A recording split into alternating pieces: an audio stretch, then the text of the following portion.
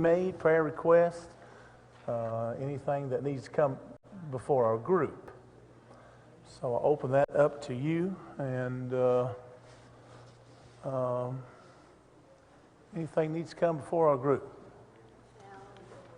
We want to be sure and remember Robert Glass in Oregon. I think Robert's coming home this afternoon, but they just need a lot of prayer and a lot of consideration. Yeah, Robert Glass. Norma Joe thinks he gets to come home today from the VA, right? And needs a lot of continued prayers for both of them while he goes through his cancer, correct? Yeah. Okay, what else? Pee Wee, yeah. And is there an update? Has she moved to? Still at St. Joe? Okay, yeah. All right.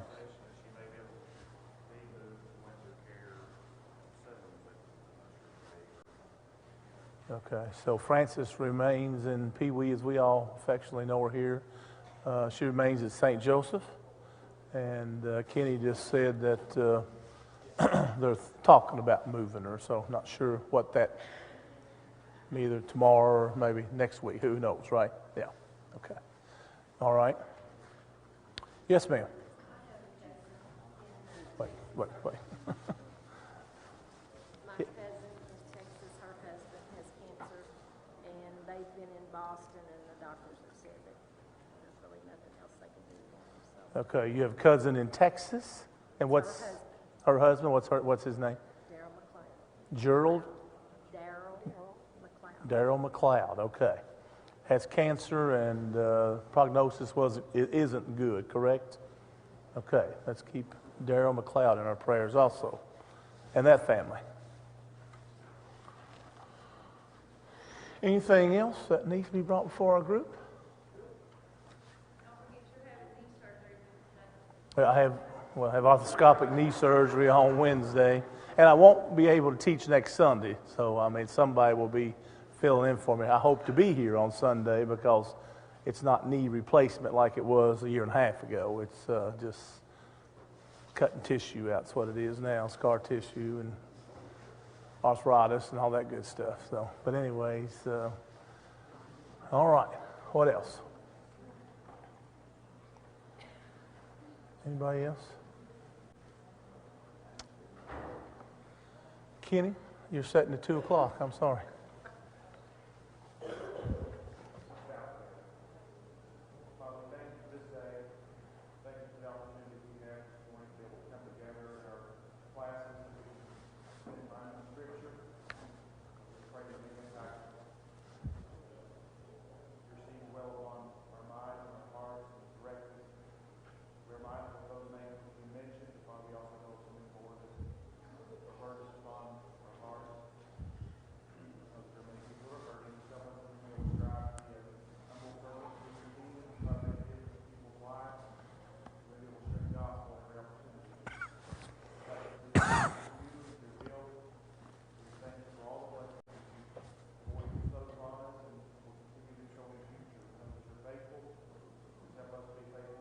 It was in the daylight, and he said, cast your nets on the other side.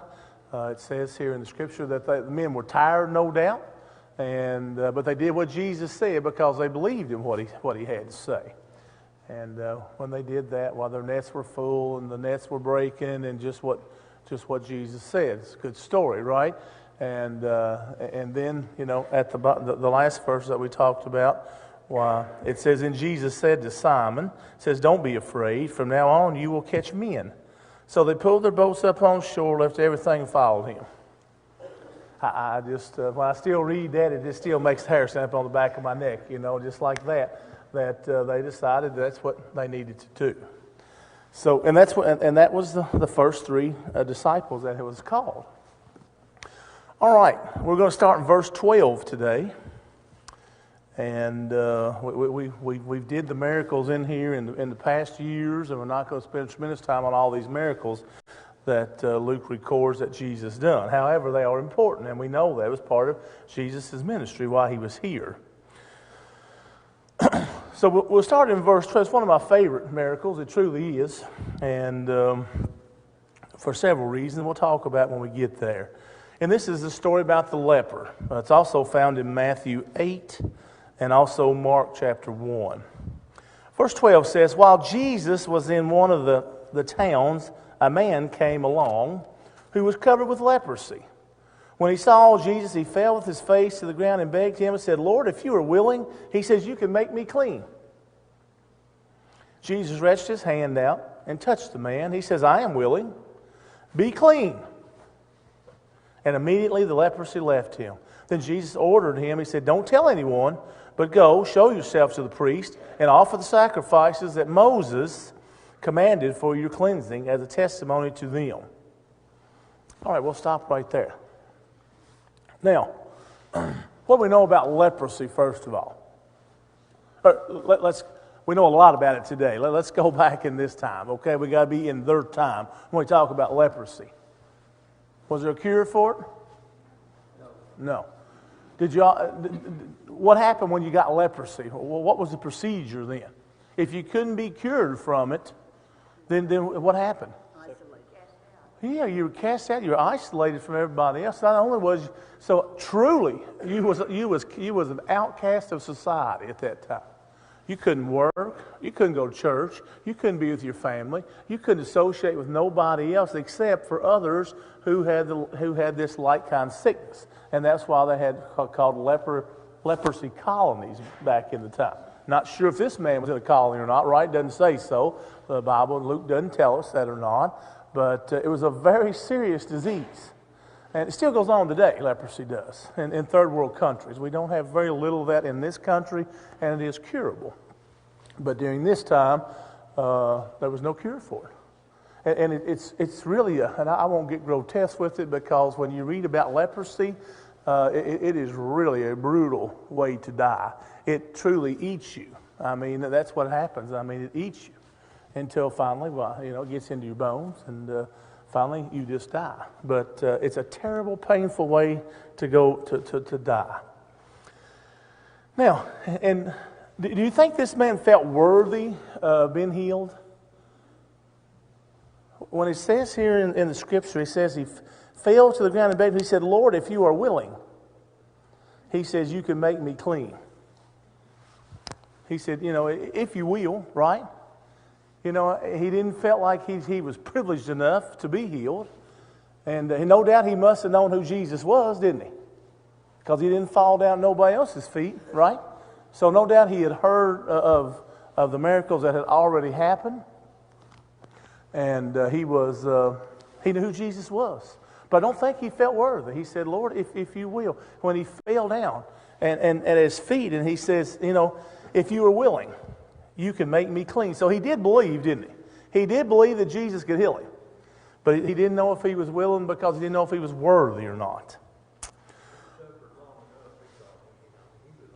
Yeah, well, it says he was covered in leprosy. Yes, that's right. He was hurting. There is no doubt that he was hurting, physically hurting at that time. Verse 13 says, Jesus reached out his hand and touched the man. Uh-oh. What's wrong? Do what? You're not supposed to touch. Yeah. Uh-oh. Wrong story. You're not supposed to touch nobody with leprosy, right? And Jesus reached out and touched this guy. What's that say about Jesus? Wasn't very smart? Is that what you're thinking? No, I don't think so, do you? Why did he touch him for? Did he have to touch him? No. Because there's other miracles recorded in the Bible where they didn't even see the people and they healed them, right? So, did he have to touch this man? You think he needed to? Did he needed the people to see that he touched him? Well, not really for sure, but he did. He said he touched him. And he said, I am willing. And he said, be clean. And immediately the leprosy left him. I'd like to see that, wouldn't you? Here's a man that's just eat up with all these skin sores and oozing. And, this leprosy thing is really nasty. I told you I wouldn't be gross about it, describing a man that's eat up with leprosy, but just think about all these sores on the man, all these oozing wounds and wrapped. And, back in the day, it's hot. And can you imagine the fly situation? But anyways, he was eat up with it, and just like that, he was cleaned. He was healed. Who was the happiest man on the planet at that moment? This gentleman right here? Absolutely. And the amazing part of this is, to me, is what Jesus told him. And he said, Jesus ordered him, he said, don't tell anyone. Now, why do you think Jesus told him that for? The happiest man on the planet, right? I don't know. Anybody want to take a shot at that? Why Jesus would have told him that? I don't know why he told him that. I don't. Comment on that? I don't either. But he did. In the commentaries that I use, that is the notion right there, that he had such large crowds following him already that, he really didn't need, not the word publicity, but he didn't need this to spread because of the huge crowds that was following Jesus and wanted to be healed. And we're going to talk about that in the next chapter just a little bit, about these crowds. So Jesus told him, he said, don't tell anyone. He said, but go show yourself to the priest and offer the sacrifices that Moses commanded for your cleansing as a testimony to them. Now, what is this? What is this show? Why we got to show yourself to the priest for? Does anybody remember? For the cleansing. And back in the Old Testament, I think it's in Leviticus chapter 14, tells about how you go about to prove that you're healed, your leprosy, that you're cleaned. And you have to offer a sacrifice, and the priest declares you healed. Now, I'm not sure what the priest medically knows about leprosy, but in this case, that's what it was, okay? So, where's Dan? Is he in here? I don't know if Dan could clear me medically fix my knee on Wednesday or not, but anyways, that's what the priest did. And they were declared that they was healed. And what does that mean? I mean, when you're healed, now he gets to do what? This person that's in isolation, what's he get to do? He gets to come home, doesn't he? He gets to come home, and he gets to be a part of his family. He gets to go back to his job. He gets to go back to church. He gets to be part of the community. Now, you think about that just a little bit. Sometimes peace and quiet is good, right? But you just think about being secluded from everything that you know today. Every person. Now, and you couldn't work, so you couldn't earn a living, right? So you would be at the mercy of the people to bring you even your food, right? I just think that'd be a terrible thing, to be that secluded and be away from everybody. Couldn't go to church. You're truly an outcast. All right. In verse 15, Luke says, yet the news about him spread all the more, and so that the crowds of people came to hear him and to be healed of their sickness. So that may be part of our answer, you think, why Jesus didn't want this man to tell, about what happened to him, about his miracle, that he was healed from leprosy. And it says, but Jesus often withdrew to lonely places and prayed. Does Jesus do this other times in the Bible? Does he like to be alone sometimes? He does, doesn't he? We're going to read later on here where Jesus prayed all night long. You really think about that for a minute. Pray all night long. I've never done that. Maybe you have. But I have never even come close to praying all night long. And you think about the magnitude of that. I don't know, honestly, what I would say. I'd run out of something to say. My wife might not believe that, but anyways, I don't know what I would say all night long. But I mean, it's so impressive, isn't it? That Jesus was able to communicate and pray and talk to God all night long. And we'll talk about that in just a few minutes. Any questions on that? I love the story, don't you? I mean, here's a guy that's eat up with leprosy, and Jesus walks up and he touches him, he heals him. And he gets to go back to his family and go back to church, and it's just a good story. Another miracle performed by Christ. All right.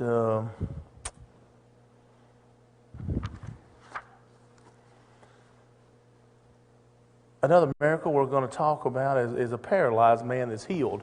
And I must tell you, this is one of my all-time favorite stories. I don't know what class I was in when I was this tall, but I can remember whoever was teaching. I don't remember who it was, but I can remember that letting this man down through this roof on this cot. You know, and I remember that. I don't remember much else. I remember the story. But, Cicely, did you turn your phone down? All right. So, anyway, sorry about that. But it's one of my all-time favorite Bible stories. And we're going to read about it here, you know. We're going to talk about some men had tremendous faith, first of all, and also this man on this cot. And let's read it in verse 17. It says, one day as he was teaching, who's teaching here? Jesus. The Pharisees and teachers of the law who had come from every village of Galilee and Judea and Jerusalem were sitting there. Now, we always talk about the Pharisees and these teachers of the law. What were they doing there? What was their purpose for being at Jesus' teachings all the time?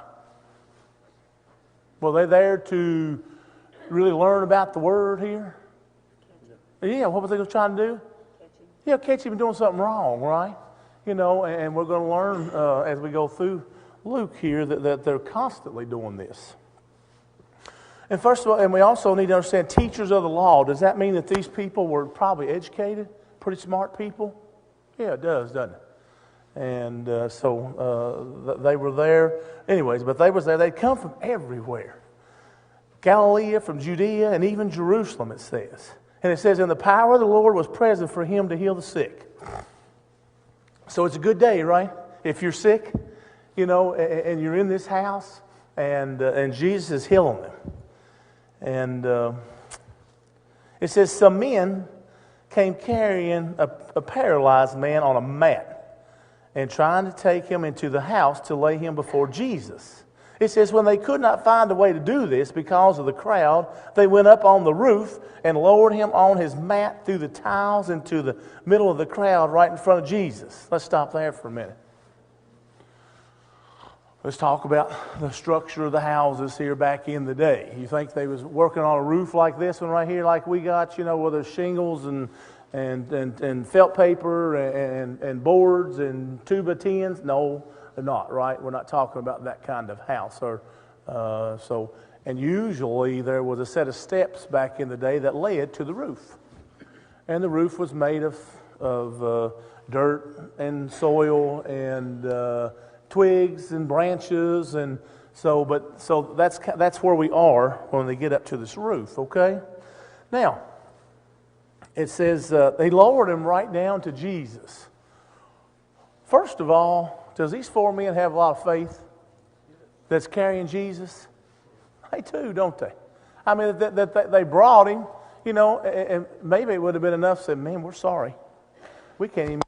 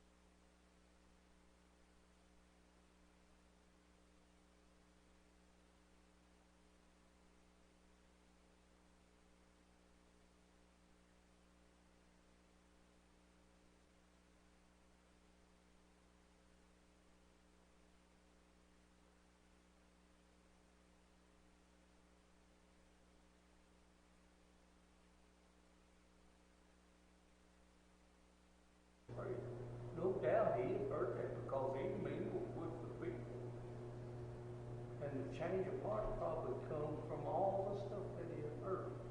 How do we get there? By being preached to, and the change of heart gradually moves from the Word to you, and then it moves you into following Jesus Christ. So that example that we have probably happened to him, though it doesn't say it. But how does it work in us? Every time you invite your neighbor to come to church, the Word is at work. And as you use that Word, it works on the heart of those people and brings them to Jesus Christ. That's the reason we're instructed to go and to invite and to be therefore and ask our neighbors and brothers and family members and everybody around us to consider Jesus Christ and to consider the Bible and the Word of God, therefore giving it opportunity to take hold, letting our light so shine that they can see us.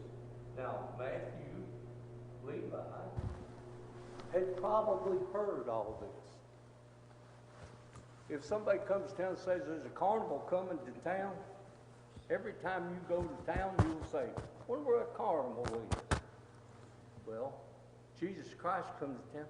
Wonder where he's at today. Yes. So Yeah. you look at that and you put that in our terms, how we see it. Those people were no different. They heard through the avenues that people heard by, either by letters or by word of mouth, and it transferred through. When the opportunity presented itself, they went. If their faith was such that Jesus Christ can heal and I must get to see him, then the fellow let down through, all those people that let him down had the faith the same as he had.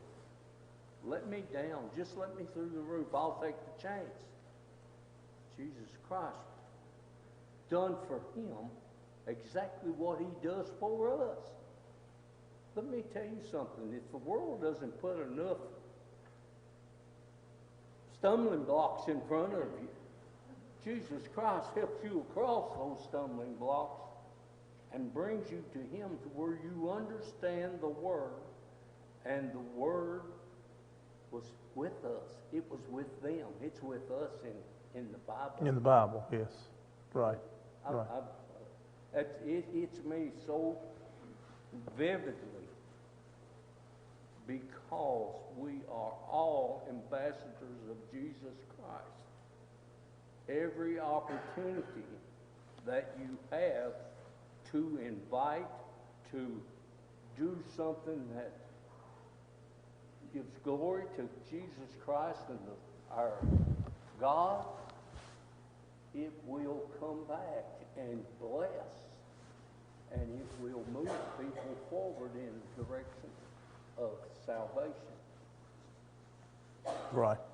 And that must be how Levi felt, right? I mean, he had this opportunity. He had heard. He had been moved. And when Jesus called on him, that's what he done. He went. Good points. Thank you. All right. It says, verse 29, it says, then Levi held a great banquet for Jesus at his house, and a large crowd of tax collectors and others were eating with them. Now, we got to admit, this is kind of a different story, isn't it? Jesus went to this great banquet that is held, in his honor, and he's eating with a bunch of sinners, right? I mean, that's basically what he's doing. He's eating with all these tax collectors. And it says, verse 30 says, but the Pharisees and the teachers, here they are again, the Pharisees and the teachers of the law, we're kind of getting tired of reading about those folks, aren't we? He said, who belonged to their sect, complained to his disciples. Now he's talking to Jesus' disciples at this point. I sound too loud. Am I too loud in the back? Shall I move this down? Okay? All right. So, and this is what he said, and he says, why do you eat and drink with tax collectors and sinners? Another teaching point for Jesus here, isn't it? And Jesus answered them, and he says, it is not the healthy who need a doctor, but the sick. He said, I have not come to call the righteous, but sinners to repentance. Verse 33 says, they said to him, John's disciples often fast and pray, and so do the disciples of the Pharisees, but yours are on eating and drinking. Okay, let's stop there. So what does Jesus say? Why is he eating with these sinners? Yeah, he's trying to save them too, right? You know, and he says you don't go see a doctor if you're not sick, right? And these people are sick at heart or in their soul, aren't they, that he's eating with. And he said, these are the people that I tried to come to save, everybody. And that's what he's telling them here. He said, I just didn't come to sit with the people who are already saved and preach to them and teach to them. He said, I'm here to seek and save the lost. And that's what he's telling them at this time. And now they're talking about fasting and praying here, okay? And we could talk, we talked a little bit about that earlier, about fasting, how that works. And Jesus is going to tell them what's to come. And he says, and then they said to him, John's disciples often fast and pray, and so do the disciples of the Pharisees. Now let's stop right there, the disciples of the Pharisees. Now we're talking about tradition here with the Pharisees. We're not talking about biblical stuff here. We're talking about the Pharisees. And when you study this and drill down into it, they usually went 2 days a week without eating. I don't want to be in part of that, just me, but 2 days a week. And that they usually went without food. Now, was there anything scriptural about that? No, there wasn't, was there?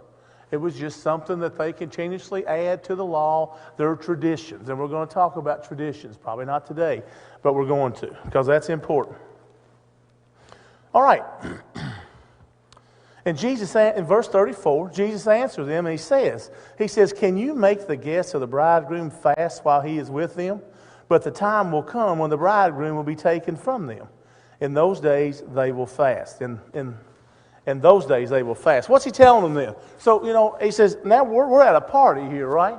And he said there's food, there's beverage, it's a good time. And he said, if you go to a wedding, this bridegroom is the example he's using here. He said, does everybody just sit down and not eat and enjoy themselves? But he also says, the time will come when the bridegroom will be taken away from them. In those days they will fast. What's he talking about here? Who's the bridegroom here? Who? Yeah, Jesus, isn't it? And he says, there's going to be a time, he says, when I won't be here. And he says, they will fast. When you're really sad and brokenhearted, death of a family, a loved one that's critical in the hospital, do you typically feel very hungry at the time? That's what I compare this back to. And because he's saying they're going to be so sad upon the situation, the circumstances, that they're not going to feel the need to eat. And they will fast. Questions or comments? Time's getting away again. Let's try to do this next parable here. Verse 36, he said, he told them that this is a parable. He says, no one tears a patch from a new garment and sews it on an old one. If he does, he will have torn the new garment, and the patch from the new will not match the old. All right, let's stop right there in verse 36. What's he talking about here? He's really talking about mixing the new and the old here, right? What Jesus is talking about, the new, what he's bringing. And he says you can't mix the new with the old. In verse 37, he goes on to say, and no one pours new wine into old wineskins. If he does, the new wine will burst the skins. The wine will run out, and the wineskins will be ruined. No new wine must be poured into new wineskins. And no one, after drinking old wine, wants the new, for he says, the old is better. What's he talking about here? What do we know about these wineskins? They're made out of goat hide for the most part. These wineskins are. Out of goat hide. Yes, goat hide. And for the most part, so they're not all. Some of them's made out of calf skins, but for the most part, they're made out of goat hides. And when you put wine into a new one, it expands. The volume of it expands. So once it expands so far, and then of course it doesn't burst, and then if you pour that out, and if you put new in it, and then it would expand again, and it would burst. It gets the hide gets old and solidifies, and it don't have that expansion quality no more in it. And it bursts and it will run out. And once again, he's talking about the old and the new and what he's teaching here. And we're talking about a lot of traditions here in the Jewish law. And he's trying to tell them in this parable here about the old and the new. We have traditions here, don't we? We have traditions. You know, could we have started this morning, for instance? Could we have started with preaching? Did we have to have Sunday school this morning? And I call it Sunday school. Maybe y'all call it something else. Is that what y'all call Sunday school? I don't know. But it's a tradition. It's just the way we do things. You know, could I have walked in the door and said, okay, everybody walk down to the pond. We're going to have class down there this morning. That okay? Huh? It's a little cold then. It's a little cold, but is it okay? Yes. Anything wrong with that? No, there's not, is there? You know, we can have a big gallon container of the juice here, right? And everybody can walk by and sip out of that. Is that okay? Yes. This means yes. This means no. And that means don't do that again. But could we do that? Yeah, we could, couldn't we? It's all about tradition, isn't it? And this is one of the problems that the Jews had here and the Pharisees, and they had made so many of their traditions in their own head law and in their own hearts. And that's one of the problems as we go through Jesus' ministry here, that they continuously battle and fight within their own self because their traditions has become law. And we got to be careful here, right? We don't want our traditions to become law, do we? What I think, if I think we need to drink out of a gallon jug here today and everybody come up in a line and get them a little sip, you know, of the juice, doesn't make a bit of difference in the world, does it? Because it's what I think. So when you get I in front of the Scriptures, that's when we get a problem, isn't it? And traditions, that's just what they are. Now, we try to be orderly here, right? We try to do things in an orderly way where people can concentrate, where people can get the most out of what we do. But they are traditions. You know, I mean, how many remembers